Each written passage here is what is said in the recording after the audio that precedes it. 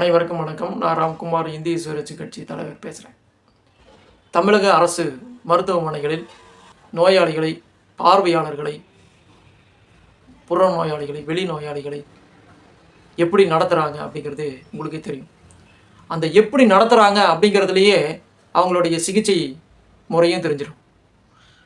எமர்ஜென்சியில் டெய்லியும் தமிழ்நாடு ஃபுல்லாக ஒரு நாளைக்கு பேஷண்ட்டாக மட்டும் குறைஞ்சபட்சம் 480 பேர் வராங்க. எமர்ஜென்சிக்கு மட்டும், தீவிர சிகிச்சை பிரிவினர் மட்டும். அவங்க டிஸ்சார்ஜ் ஆகி போகும்போது உயிரோடு போகிறாங்களா, இல்லை நல்ல முறையில் சிகிச்சை பெற்று போகிறாங்களா, இல்லை இறந்து போகிறார்களா, இப்படிங்கிற விஷயமெல்லாம் நான் அளவுக்கு அதிகமாக நேரில் பார்க்குறேன், கேள்விப்படுறேன். அடுத்தது புறநோயாளிகள், அவங்களுக்கான சிகிச்சைகள் எப்படி நடக்கின்றது அப்படிங்கிறது கவர்மெண்ட் ஹாஸ்பிட்டலில் தெரியல. உள்நோயாளிகள், பெட்டில் அட்மிட் ஆகிருக்கிறவங்க, அவங்க எப்படி நடத்தப்படுகிறார்கள், அவர்களுக்கான சிகிச்சைகள் எப்படி இருக்குது அப்படிங்கிறத அவங்களே எப்படி ஆஸ்பத்திரியில் இருக்கிற டாக்டரும் அது சம்மந்தமான அமைச்சரும் அது சம்மந்தமான அதிகாரியும் எப்படி சொல்லிக்கிறாங்க, சூப்பராக இருக்குது, பக்காவாக இருக்குது, நாங்கள் சூப்பராக இருக்குது, நல்ல ஸ்டாண்டர்டை மெயின்டைன் பண்ணுறோம், அப்படி இப்படின்னு சொல்லிக்கிறாங்க, பீத்திக்கிறாங்க. ஆனால் அரசாங்கத்தோடைய அடிப்படை நிலைமை என்று பார்த்தால் அதுக்காக கோடிக்கணக்கில் செலவு பண்ணுறாங்க. மல்டி ஸ்பெஷாலிட்டின்னு சொல்கிறாங்க, சூப்பர் ஸ்பெஷாலிட்டி ஹாஸ்பிட்டல்னு சொல்கிறாங்க. ஆனால் அதே கேவலமான ஒரு சுகாதாரம் தான், ஒரு கேவலமான சிகிச்சை தான், ஒரு எப்படி சொல்கிறது, ஏற்றுக்கொள்ள முடியாத நடவடிக்கை தான். கேவலமாக நடந்துக்கிறாங்க, அவமரியாதையாக நடத்தப்படுகின்றார்கள்.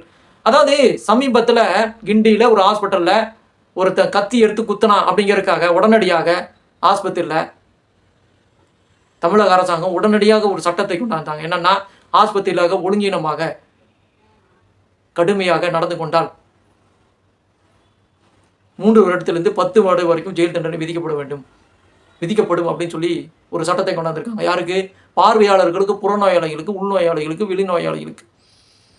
ஆனால் அவங்க எவ்வளோ கேவலமாக நடந்துக்கிட்டாலும், அவங்க எவ்வளவு திருட்டுத்தனமாக அயோக்கியத்தனமாக நடந்துக்கிட்டாலும், எந்த ஒரு கேஸோ வழக்கோ நடவடிக்கையோ டிஸ்மிஸோ ராஜினாமா இதெல்லாம் நம்ம கம்ப்ளைண்ட் கொடுத்தால் ஒழிய நடக்காது, போராடினால் ஒழிய நடக்காது.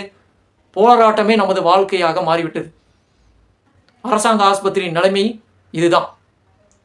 மக்களுக்காக அரசு மருத்துவமனைகள் செயல்படுவது இல்லை. இதற்கான சரியான தீர்வு என்னென்றால், அரசு மருத்துவமனைகளில் ஃபீட்பேக், கருத்து கேட்பு அப்படிங்கிற ஒரு முறையை அரசு மருத்துவமனைகள் கண்டிப்பாக கொண்டு வரப்பட வேண்டும் அப்படிங்கிறதான் சொல்கிறேன். இந்த கருத்து கேட்பு முறை அப்படிங்கிறது என்னென்னா, பார்வையாளராக இருந்தாலும் சரி, புறநோயாளிகளாக இருந்தாலும் சரி, உள்நோயாளிகளாக இருந்தாலும் சரி, யாராக இருந்தாலும் சரி, சிகிச்சை முடித்து வெளியே வரும்போது ஒவ்வொரு சீட்டுக்கு பின்னாடியும், அதாவது அவங்களுடைய மெடிக்கல் டீட்டெயில் எழுதியிருக்காங்களே, அந்த சீட்டுக்கு பேக் சைடில் கட்டாயமாக கருத்து கேட்பு அப்படிங்கிற ஒரு விஷயத்தை, ஒரு படிவத்தை, ஒரு ஃபார்மை தனியாக கொடுக்கணும் அப்படிங்கிறத நான் சொல்கிறேன். உங்கள் சிகிச்சை முறை எப்படி இருக்குது, நல்லா இருக்குன்னா சூப்பர், ரைட்டு, 4 ஸ்டார் போடுங்க. கொஞ்சம் மோசமாக இருக்குன்னா 3 ஸ்டார் போடுங்க. கொஞ்சம் அதை விட ரொம்ப கேவலமாக இருக்குன்னா 2 ஸ்டார், சிங்கிள் ஸ்டார், அடிமட்ட ரேட்டு.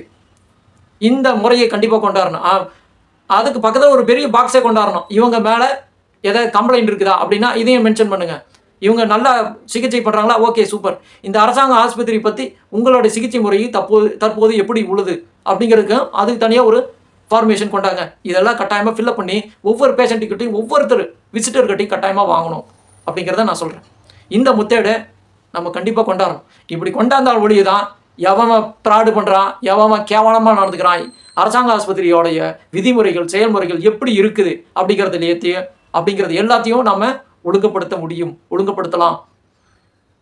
இந்த விதிமுறையை தமிழக அரசாங்கம் உடனடியாக கொண்டு வர வேண்டும். எப்படி ஈச் அண்ட் எவ்ரி பேர்சனுக்கும் கவர்மெண்ட் ஹாஸ்பிட்டலில் அட்டன் பண்ணி போகிறவங்களுக்கு ஃபீட்பேக் ஃபார்ம் அப்படிங்கிறது ஒன்று கொடுக்கணும். இது கொண்டாந்தால் கட்டாயமாக ஆஸ்பத்திரியை நேர்படுத்த முடியும், சீராக்க முடியும், ஒழுங்குபடுத்த முடியும் அப்படிங்கிறத நான் இதன் மூலம் தெரிவித்துக் கொள்கிறேன். நிச்சயமாக இதற்கு ஒரு நல்ல தீர்வு காண வேண்டியது நமது அவசியம், காலத்தின் கட்டாயமாகும். மீண்டும் சந்திப்போம். நன்றி, வணக்கம்.